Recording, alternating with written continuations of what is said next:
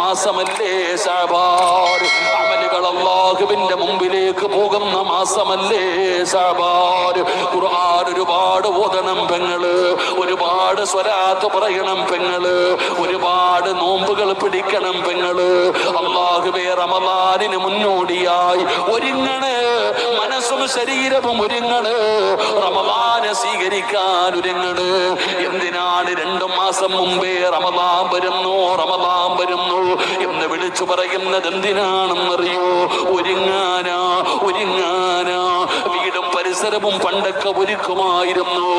റജബ് വരുമ്പോഴേ വീടും പരിസരവും ഒരുക്കുകയാണ്, വീട് വൃത്തിയാക്കുകയാണ്, റമളാൻ എന്ന് പറയുന്ന അതിഥിയെ സ്വീകരിക്കാൻ. അതുകൊണ്ട് എന്റെ പ്രിയപ്പെട്ടവരോട് പറയുകയാണ്, ശഅബാൻ മാസം കണ്ണടച്ച് തുറക്കുന്നതിന് മുമ്പേ തീർന്നു പോകും പെങ്ങള്.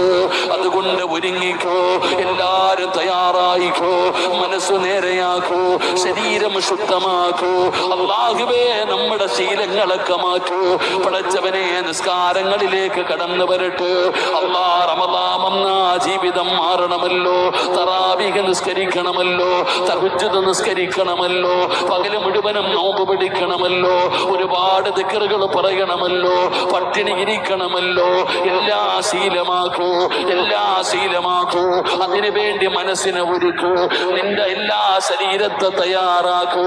അതുകൊണ്ട് എന്റെ പ്രിയപ്പെട്ടവരോട് പറയുകയാ, അല്ലാഹുവിന്റെ ഖുർആൻ മുറുകെ പിടിച്ചോ. അല്ലാഹുവേ ഖുർആനിന്റെ അഗ്രകാരിൽ പെടുത്തണേ.